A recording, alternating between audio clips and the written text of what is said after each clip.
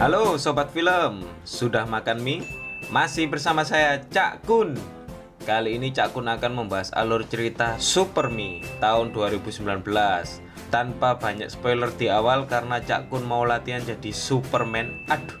Siapkan posisi rebahan yang nyuaman dan without ngenteni long-long again, langsung saja.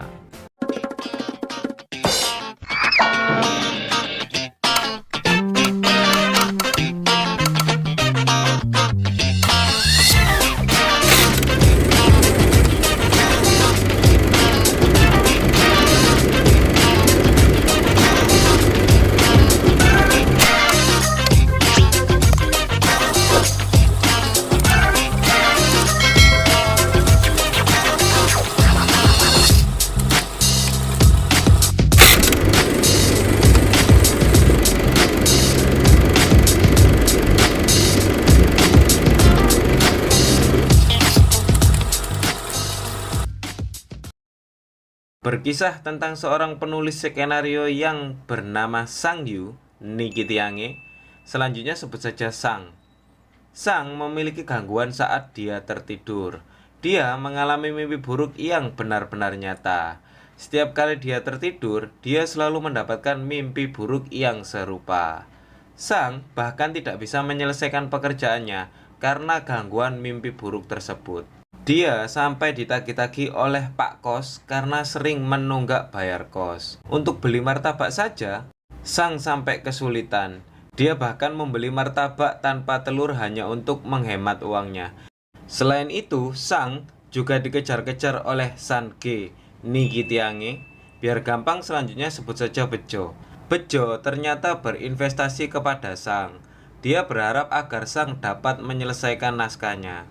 Tetapi karena Sang yang mengalami gangguan tidur, dia menggunakan uang itu untuk berkonsultasi dan terapi agar Sang dapat sembuh dari mimpi buruknya itu.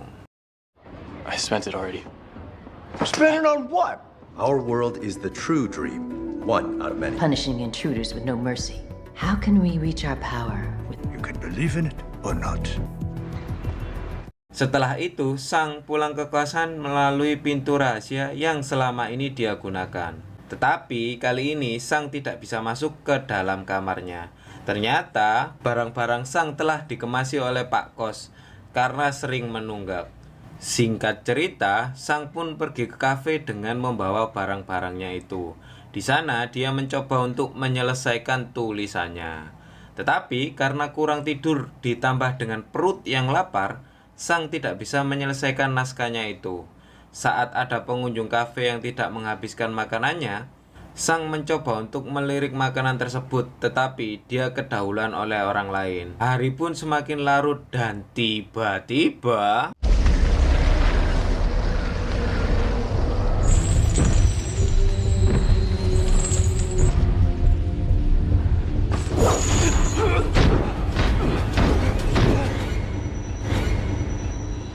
keesokan harinya, Sang yang benar-benar putus asa mencoba untuk mengakhiri hidupnya. Sebelum mengakhiri hidupnya, Sang mengirim sebuah pesan permintaan maaf kepada Bejo. Karena dia tidak bisa menyelesaikan naskahnya itu. Dia benar-benar menyesal karena tidak bisa melunasi hutangnya di kehidupan ini. Dia berjanji akan melunasi hutangnya di kehidupan selanjutnya. Sang sepertinya benar-benar membulatkan tekadnya untuk bunuh diri karena dia bahkan tidak bisa membedakan antara mimpi dan kenyataan. Singkat cerita, Sang hendak bunuh diri, tetapi penjual martabak langganannya, Nikitiange, dia adalah Pak Ci. Pak Ci menawarkan martabak gratis kepada Sang. Karena perut yang lapar, dia tidak jadi bunuh diri dan memutuskan untuk memakan martabak Pak Ci. Sungguh koplak kan? Masa orang bunuh diri harus makan martabak dulu? Aduh. I don't think I can tell the difference anymore between reality and my dreams. This time with egg and sausage on the house.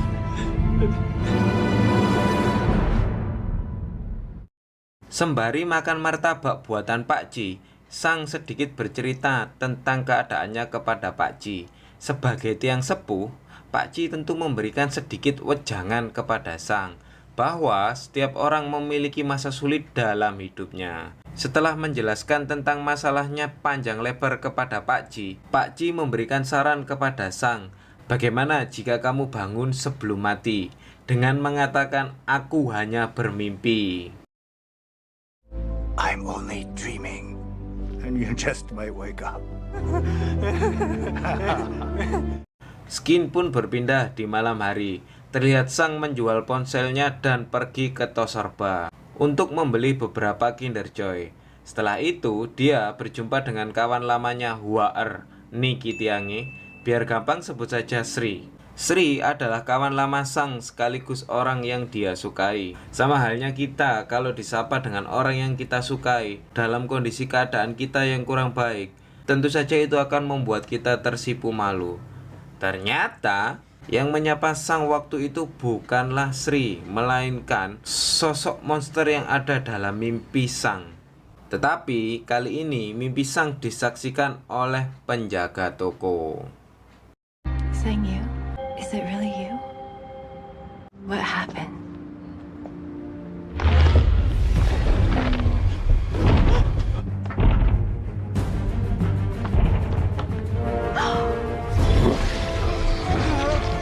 Di dalam mimpi itu, Sang diserang dengan menggunakan pedang. Lantas Sang teringat dengan ucapan Pak Ji di siang hari. Kalau sedang bermimpi dan ingin terbangun, cukup mengatakan aku bermimpi. Tiba-tiba Sang terbangun dengan membawa pedang itu ke dunia nyata. Say, I'm only dreaming. I'm only dreaming.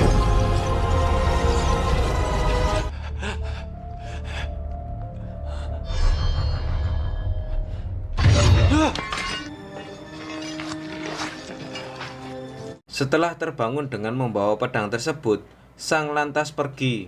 Dia bingung dan menampar-nampar mukanya sendiri. Seolah-olah ini nyata atau mimpi ya. Setelah memastikan bahwa pedang itu nyata, Sang membawa ke pasar loak untuk menjual pedang itu. Karena pedang itu bagus dan banyak yang menawarnya, Sang tidak jadi menjualnya. Dia pergi ke tempat pegadaian untuk menjual pedang tersebut. Oh, she's heavy. I'll buy it. 1,000 yuan. You give me that sword, I'll give you 2,000 cash. Hey, where you going? Hey, come back, I'll double it. 30,000 yuan, right? Or 20,000 yuan. Pedang Sang terjual dengan harga yang cukup tinggi. Begitu bahagianya Sang. Mungkin di dalam hatinya dia berkata, apakah ini mimpi? Lantas Sang pun makan di restoran, menginap di hotel, membeli sebuah laptop baru, dan tak lupa dia menyiapkan obat tidur agar segera bermimpi. Gimana coba? Kemarin kepingin gak mimpi, sekarang jadi ingin mimpi lagi. Aduh. Sama seperti dengan mimpi-mimpi sebelumnya, kali ini monster tersebut membawa sebuah kapak. Setelah memegang kapak itu, Sang lantas mengatakan passwordnya. Dan dia kembali ke dunia nyata dengan membawa kapak itu.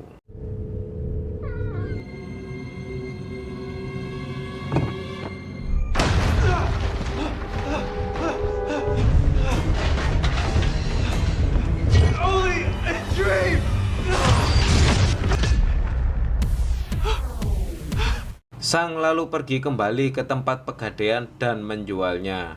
Setelah itu, uang tersebut dia gunakan untuk berfoya-foya.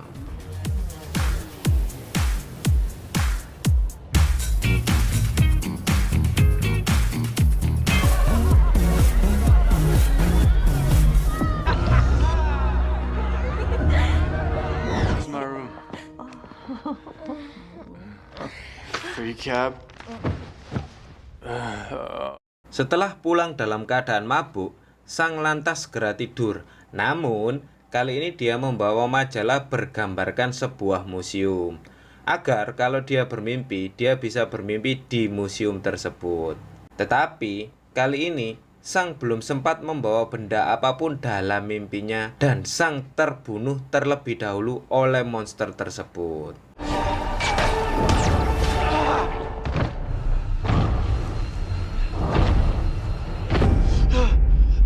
Sang yang terbangun dari mimpinya lantas meminum obat tidur untuk segera kembali bermimpi. Setelah mendapatkan benda-benda dari museum, Sang kali ini menjualnya kepada kolektor benda antik. Dia menjual dengan harga 1 juta. Dalam perjalanan pulang, Sang bertemu dengan Bejo. Karena Bejo sempat mendapatkan pesan saat Sang hendak bunuh diri, tentu saja Bejo sedikit kesal.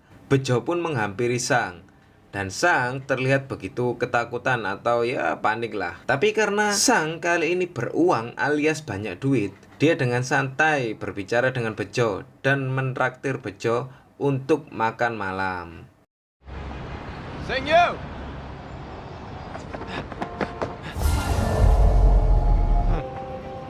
Hold on. Let's grab dinner sometime. Let me take you to dinner.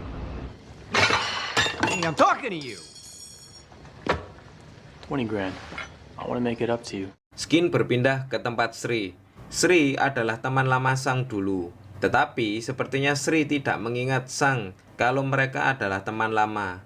Singkat cerita, Sri bercerita kepada Sang dan berniat untuk menjual kafe miliknya. What can I get for you? Do you remember me? I'll remember you next time. Why are you selling your cafe? You want it? Just give me a number. 1.5 million. Saat malam tiba, Sang bertemu kembali dengan Bejo. Karena Sang saat ini sudah kaya, tentu saja Bejo berniat untuk mendekati Sang. Singkat cerita, Sang kembali dalam keadaan mabuk dan Bejo mengantarnya pulang. Ternyata Sang sudah tertidur dan tiba-tiba Sang terbangun dari tidurnya dengan membawa beberapa emas di tangannya. Dan Bejo pun melihat kejadian tersebut. If you need something, just call me. Leaving!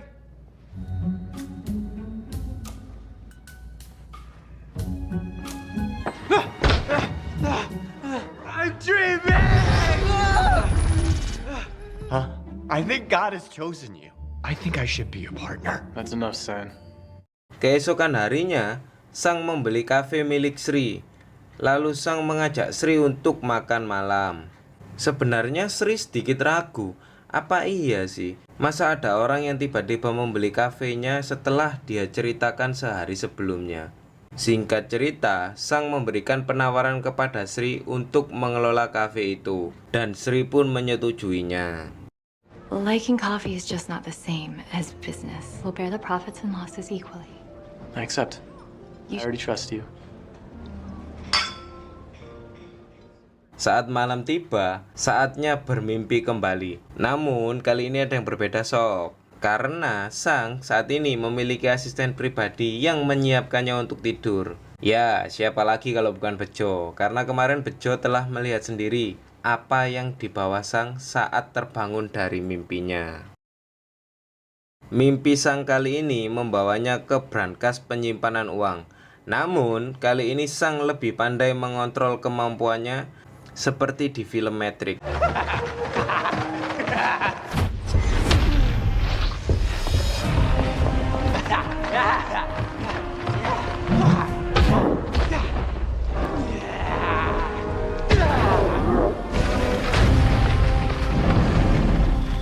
Kembali ke hubungan Sang dan Sri. Kafe yang telah dibeli oleh Sang ini tiba-tiba ramai akan pengunjung. Karena ternyata Sang membayar pengunjung untuk membeli di kafe tersebut. Di dalam kafe itu, Sang melihat Pak Ci yang dulu sering membantunya. Dia lantas memberi Pak Ci sekantung uang karena dulu Pak Ci sering membantunya. Thank you.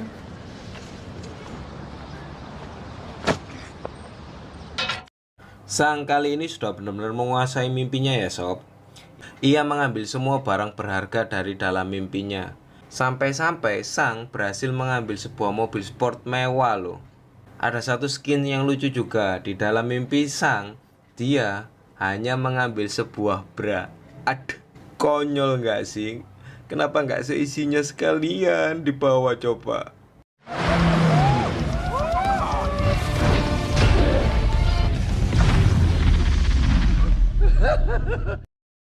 Sri yang semakin dekat dengan Sang mulai curiga dengan asal-usul dan pekerjaan Sang.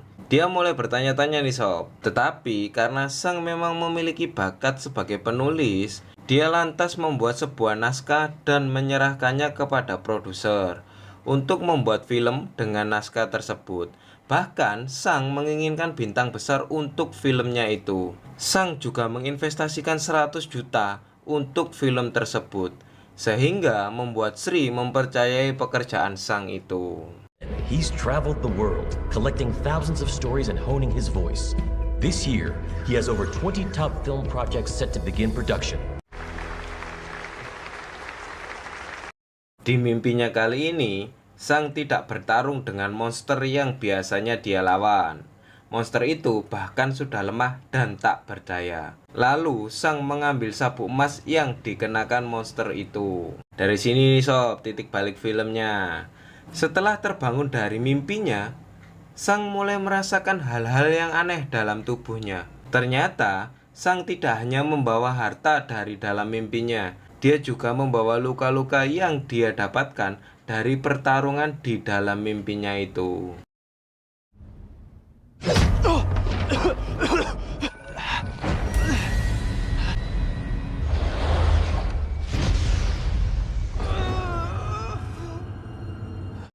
Belum selesai dengan masalah luka itu, Sang lantas diculik oleh orang yang bekerja di Pegadaian. Dia menyewa beberapa preman untuk menculik Sang dan meminta tebusan 10 juta. Ya, karena Sang memang beruang, Sang memberinya begitu saja. Tetapi kepala preman merasa bahwa tebusan itu terlalu kecil bagi Sang. Dia akhirnya mengetahui bahwa Sang memiliki saldo 300 juta di dalam rekeningnya. Dia juga mencurigai bahwa Sang menyimpan banyak harta di dalam rumahnya. Mereka pun mengecek kondisi apartemen Sang, dan kalian pasti akan terkejut apa yang ada di dalam apartemennya sob.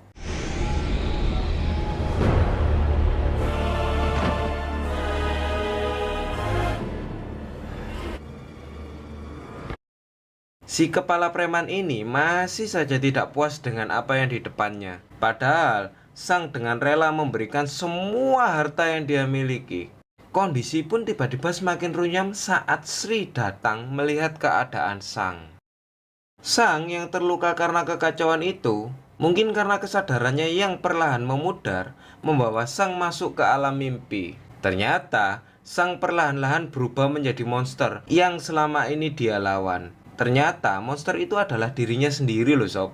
Jadi selama ini Sang bertarung dengan dirinya sendiri. Singkat cerita, Sang yang dalam wujud monsternya itu, karena tekad Sang untuk menyelamatkan Sri sangat kuat, Sang dapat memasuki dunia nyata dan membunuh preman-preman di sana. Tetapi sangat disayangkan sekali Sri ikut terbunuh saat kepala preman tanpa sengaja menarik pelatuk pistolnya.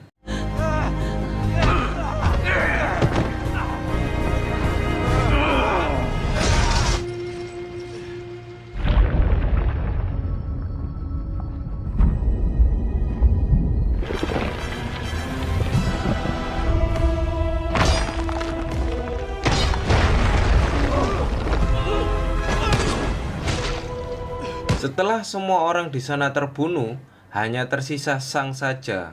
Karena monster tersebut dari alam mimpi, akhirnya monster itu menyerang Sang di dunia nyata. Tetapi di saat-saat terakhir, Sang mengucapkan passwordnya dan membuat monster itu menghilang. Tidak hanya monster itu, semua benda-benda yang selama ini dibawa oleh Sang dari dunia mimpi ikut hilang bersama dengan monster itu. Setelah Sang berhasil selamat, ya ternyata semua ini hanya mimpi loh sob. Sang dibangunkan oleh Sri saat dia tertidur di depan Toserba. Sri ternyata masih mengingat Sang dan membantu Sang memberikan pekerjaan di kafe miliknya. Sang akhirnya perlahan-lahan kembali menulis dan membuat naskah, di mana naskahnya berhasil dijual oleh Bejo dengan harga yang lumayan lah. Sang juga mengunjungi Pak Ci untuk membeli martabak. Dan kalian pasti akan terkejut saat Pak Ci mengembalikan segebok uang. Dan Pak Ci pun berkata kalau dia tidak bisa menerima uang itu. Pak Ci juga pernah mengalami apa yang Sang alami, dengan menunjukkan bekas luka yang ada di perutnya. Tamat, ending yang mempakcikan.